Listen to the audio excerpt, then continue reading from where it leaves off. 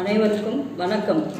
இந்த பதிவில் நம்ம என்ன பார்க்க போகிறோம்னு பார்த்தீங்கன்னா, ஒரு ஹோம் ரெமெடி தான் பார்க்க போகிறோம். பழைய காலத்தில் நம்ம பாட்டி வைத்தியம்னு சொல்லுவோம் இல்லைங்களா, அந்த பாட்டி வைத்தியத்தில் வந்து நார்மல் கோல்டு காஃபு ஃபீவரு ஹெட்டேக் இருக்கு இல்லையா, அப்போல்லாம் வந்து கஷாயன்றதை வந்து பயன்படுத்திட்டு இருந்தோம். இப்போ நம்ம அந்த கஷாயன்றதெல்லாம் அவ்வளோ பயன்படுத்துறதில்ல. இப்போ எனக்கு வந்து எங்கள் வீட்டில் வந்து நான் அந்த கஷாயம்லாம் குடிச்சிருக்கேன். அதை தான் இன்றைக்கி நான் உங்கள்கிட்ட செஞ்சு காட்ட போகிறேன். இது பார்த்திங்கன்னா ஒரு எனர்ஜி பூஸ்டர்னு நம்ம சொல்லலாம். வாங்க அந்த கஷாயம் எப்படி செய்யலான்னு போய் பார்க்கலாம். கஷாயம் செய்ய தேவையான பொருட்கள்: 2 டம்ளர் தண்ணி, இது வந்து 2 பேருக்கு செய்கிறதுக்கான அளவு, 2 சிட்டிகை மஞ்சத்தூள், மிளகு தேவையான அளவு, லவங்கம் வந்து 1, இஞ்சி சிறு துண்டு, வேப்பிலை கொழுந்து, துளசி சிறு துண்டு, வெல்லம். இந்த இஞ்சி வந்து உலக்கையில் வச்சு கொஞ்சம் தட்டி எடுத்துக்கலாம். இப்போ வந்து இந்த மிளகும் லவங்கமும் சேர்த்து இடித்து வச்சுக்கலாம்.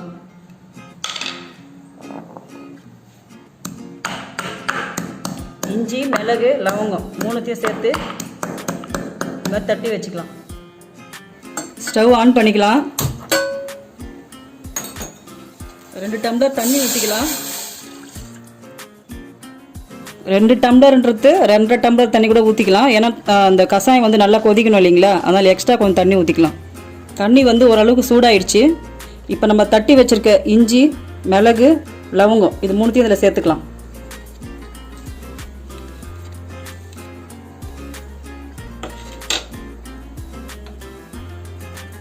இந்த கஷாயம் பார்த்தீங்கன்னா எங்கள் அம்மா வந்து இது எனக்கு சொல்லி கொடுத்தது.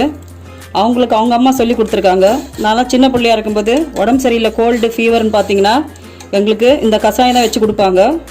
ஆனால் அதுக்கப்புறம் கொஞ்ச நாள் நாங்கள் வந்து இதை குடிக்காமே இருந்தோம். இப்போ நடுவில் மறுபடியும் இந்த கஷாயம் குடிக்க ஆரம்பிச்சிருக்கோம். ஏன்னா அது வந்து அப்போல்லாம் வந்து இதனுடைய பயன்லாம் என்னன்னு தெரியாமல் இருந்தது.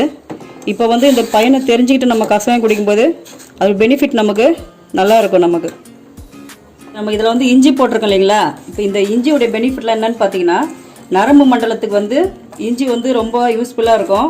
இப்போ இஞ்சியில் பார்த்தீங்கன்னா ஆன்டிபயோட்டிக் வந்து ரத்தத்தில் இருக்கிற சுகரை வந்து குறைக்கும், நீரிழிவு நோய்கள் வந்து குணப்படுத்தும், சளி இருமல் டைஜஷன் இந்த மாதிரி பிரச்சனைகள்லாம் இந்த இஞ்சியை வந்து நம்ம பயன்படுத்தலாம். அதே மாதிரி பார்த்தீங்கன்னா இது கூட நம்ம வந்து மிளகும் சேர்த்துருக்கோம். மிளகு பார்த்தீங்கன்னா உடல் பருமனை குறைக்கிறதுக்கும் உதவுது. அது மட்டும் இல்லை, நம்ம உடம்புல இருக்கிற வேர்வை வந்து அதிகரித்து அதில் இருக்க நம்ம நச்சு பொருளாக வந்து வெளியேற்றுறது இந்த மிளகு.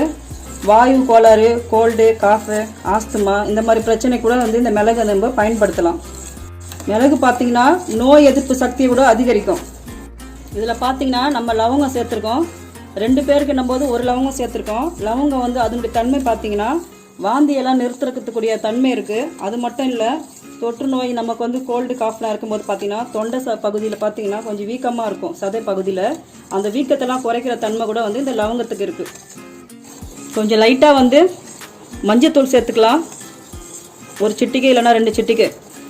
மஞ்சத்தூள் பார்த்திங்கன்னா ஆன்டிசெப்டிக் ஏஜென்ட்.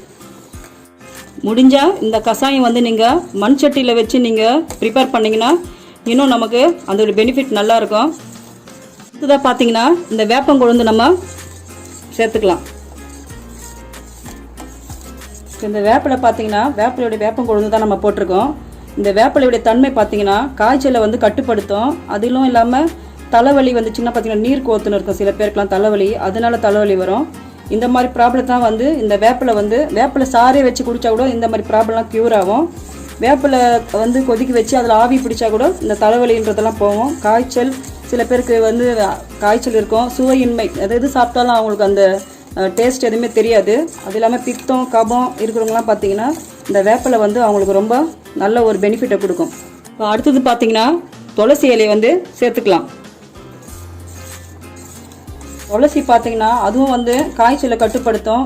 கடுமையான சளி இருமல் அந்த மாதிரி இருக்கிறதெல்லாம் வந்து சீக்கிரமாக குணப்படுத்தும். அதுவும் இல்லாமல் பார்த்திங்கன்னா டிப்ரெஷன் மன அழுத்தம் இருக்கிறவங்களுக்குலாம் வந்து இந்த துளசி வந்து ஒரு சரியான மருந்துன்னு சொல்லலாம்.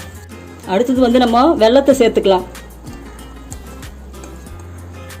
சுகர் பேஷண்ட் இருக்கவங்க பார்த்திங்கன்னா வெல்லம் சேர்த்துக்க தேவையில்லை, நார்மலாக இருக்கிறவங்க வெல்லம் சேர்த்துக்கலாம். அது மட்டும் இல்லாமல் பார்த்திங்கன்னா அப்போல்லாம் வந்து நான்லாம் அந்த கஷாயம் குடிக்கும்போது சின்ன வயசில் பார்த்திங்கன்னா இது மாதிரி வெல்லம்லாம் சேர்த்து கொடுக்க மாட்டாங்க. அப்படியே வந்து அந்த கசப்பு தன்மையோடு தான் குடிப்போம். கடைசியாக தான் வந்து இந்த வெல்லம் கையில் கொடுப்பாங்க, அப்போ சாப்பிடுவோம். இப்போ வந்து இந்த மாதிரி கொடுத்தா யாரும் சாப்பிட மாட்டாங்க இல்லையா, அதனால தான் இதில் வந்து வெல்லத்தை போட்டு நம்ம மிக்ஸ் பண்ணுறோம். அவ்வளோதான், கஷாயம் ரெடி ஆயிடுச்சு. இந்த கஷாயம் எப்படி இருக்குதுன்னு குடிச்சு பாருங்கள். வணக்கம்.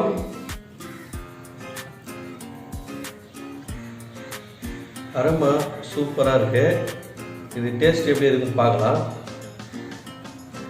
அதே டேஸ்ட்டு தான் நம்ம எப்பவுமே போடுவோம் இல்லைங்களா, அதே தான். என்னென்னு பார்த்தீங்கன்னா வெல்லம் வந்து இதில் மிக்ஸ் பண்ணி கொடுத்துருக்கோம். இதுக்கு முன்னாடி நம்ம குடிக்கும்போது அந்த கசப்பு தன்மையோடு குடிச்சிட்டு அதுக்கப்புறம் நம்ம வெல்லமும் சர்க்கரையும் நம்ம சாப்பிடுவோம். ஆனால் இதில் கசப்பு அப்புறம் இஞ்சி ஃப்ளேவர் எல்லாமே மிக்ஸ் ஆனதால இந்த கோல்டு டைமில் இருக்கிறவங்களுக்கு வந்து குடிக்கலாம். செம்மையாக இருக்குது. இது பார்த்தீங்கன்னா நீங்கள் காலையில் 2 வேளை கூட குடிக்கலாம் இது செஞ்சு வச்சுட்டு. இந்த கஷாயம் பார்த்தீங்கன்னா காய்ச்சல், இருமல் இதுக்கெல்லாம் வந்து இந்த இது ஏற்கனவே வந்து போட்டு கொடுத்துருக்குறாங்க. இது வந்து நீங்களும் ட்ரை பண்ணுங்கள். ஏன்னா இதோடைய பெனிஃபிட்ஸ்லாம் பார்த்தீங்கன்னா இவங்க ஏற்கனவே நிறைய சொல்லிட்டாங்க, நான் சொல்ல வேண்டிய அவசியமே இருக்காது. இதை நீங்களும் வீட்டில் ட்ரை பண்ணுங்கள். இப்போ இந்த கஷாயம் பார்த்தீங்கன்னா இது வந்து நான் ஃபஸ்ட் டைம் ட்ரை பண்ணல.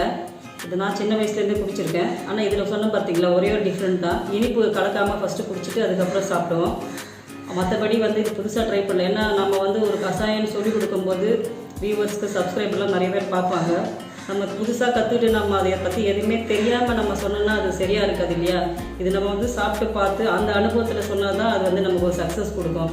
அதனால தான் வந்து தெரிஞ்ச விஷயத்த சொல்லலான்றதுக்காக இந்த கஷாயம் வந்து உங்களுக்கு நான் செஞ்சு காமிச்சிருக்கேன்.